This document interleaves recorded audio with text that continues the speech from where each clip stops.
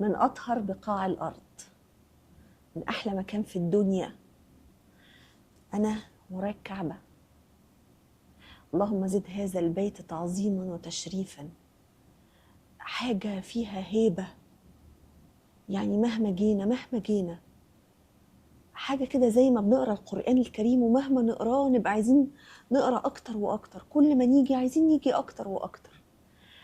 أنا حجيت السنة دي 2025، والحقيقة كانت حجة زي الحلم، حلم.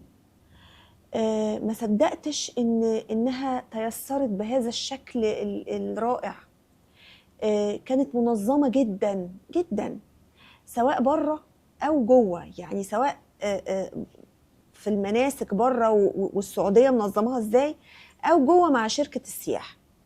الحقيقة أنا ربنا قدر لي، مش أنا اللي كنت ناوي أعمل كده خالص، إن أنا أسجل كل لحظة مرت عليا في الحج. يعني كنت بسجلها بحب، وحسيت إن أنا عايزة أوثق رحلة الحج دي.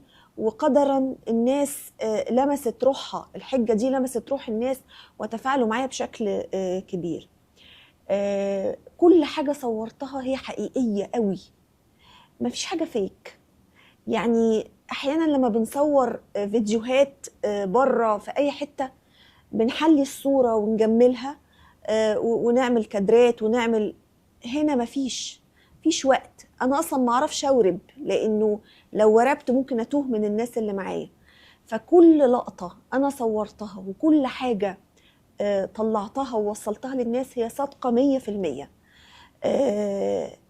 دعيت إن ربنا، ودايما بدأ إن ربنا يرزقني الإخلاص في القول والعمل. والله كنا مخلصين جدا جدا جدا في الرحلة دي، وربنا يعني رضانا رضا يعني ملء السماوات والأرض. الحمد لله والشكر لله.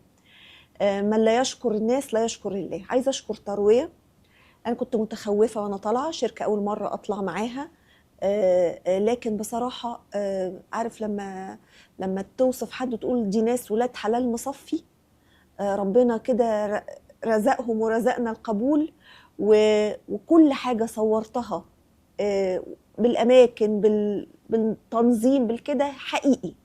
يعني دايما لما بحب أعمل مثلا دعاية لحاجة لازم أبقى مجرباها.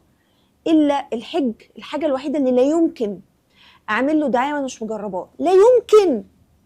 يعني ما أقدرش أقول لك بقى اطلعي مع شركة كذا وأنا ما طلعتش معاها. فدايما بعمل وبطلع، وما الناس تقول لي اقول لهم انا هجرب معاكم، يعني انتوا طالعين وانا طالعه، واللي هيسري عليكم هيسري عليا. حج الخمس نجوم بيسهل علينا ان احنا ما نركزش في حاجه غير في الروحانيات، وان احنا الشنط تتاخد تتشال، نقعد نعرف ننام كويس. يعني ربنا يرزقكم ويرزقكم من واسع جميعا.